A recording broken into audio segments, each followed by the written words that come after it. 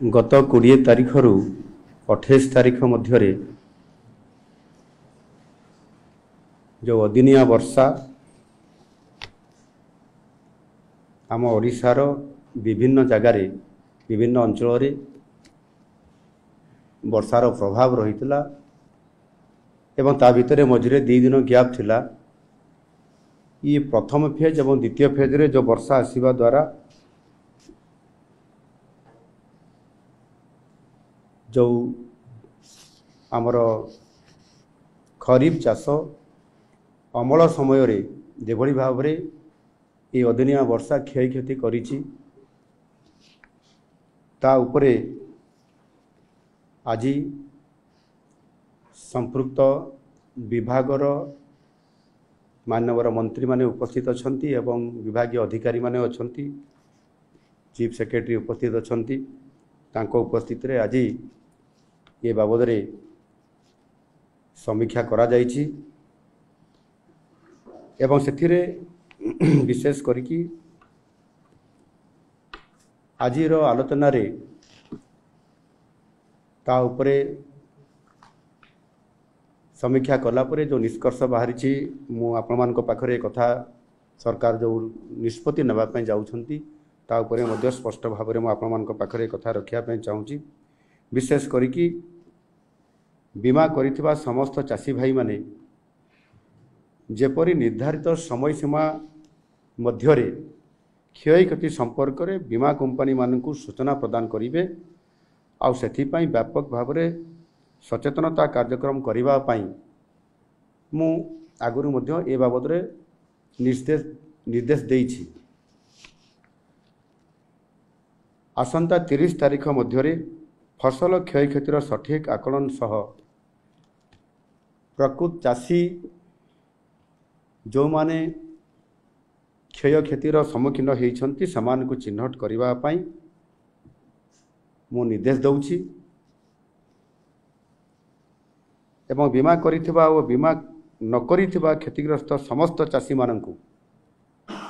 राज्य और केंद्र सरकारंकर नियम अनुसार सहायता यथाशीघ्र डीबीटी माध्यम रे जोगे देवा पय राज्य सरकार निष्पत्ति नहीं छंती। एतद व्यतीत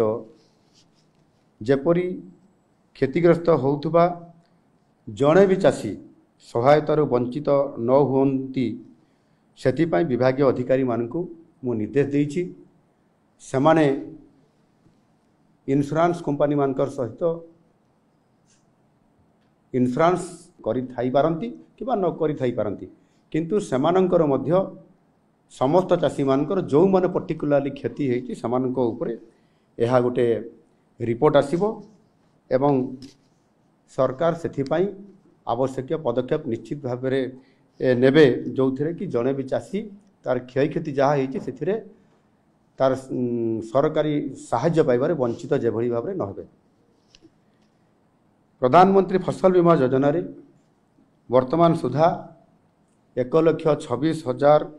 चाषी क्षय क्षति संपर्क में सूचना से देइछंती। आसंता काली सुधा अर्थात आसंता काली रविवार सुधा सबु बीमाभुक्त चाषी माने निजर फसल क्षय क्षति संपर्क में सूचना देवाकू मध्य मु आपण मानकर माध्यम रे निवेदन करुछि। सेमाने समस्ते ये समय भितरे सेमानंकर अभियोग सेमाने करंतु निज निजर जो क्षय क्षति हेछि चाषर केते परिमाण रो केते एरिया रे एवं ता सहित मध्य जो किछि हमर किछि चाषी भाई माने अछंती जो माने धान व्यतीत पनीपरिया करूछंती किए पान बरज करिछंती किए आउ को प्रकार चाष करूछंती सेमाने मध्य एतरे अंतर्भुक्त हेबे आउ ताहा निश्चित भाव रे सेमाने अभियोग करले से अनुसार सरकार संपूर्ण भाव रे एथिरे समस्त को साहाय्य करिबा पई समस्त प्रकार प्रस्तुति करुछंती समस्त को क्षतिपूरण भरणा दिया जिवो। क्षतिग्रस्त चाषी माने जो माने अभियोग करिवे सेमानक पई आम कृषि विभाग तरफरु एथिरे कृषि रक्षक आप रे टोल फ्री नंबर 1444714447 ये नंबर रे फोन करिकरी आसंता काली रविवार भितरे पंजीकृत करने को मु आपण जरिया निवेदन करुच्ची। समस्त चाषी भाई माने पंजीकृत करिले निश्चित भाव में सेमाने एथिरे अंतर्भुक्त हो पारे एवं तापरे समस्त प्रकार आकलन कला परे समस्त क्षय क्षतिर किभली भाव में सेमाने सरकार थारू तांकर समस्त प्रकार साहाय्य पाई परिबे सेति पई सरकार चाषी मान को निवेदन करुछंती। धन्यवाद।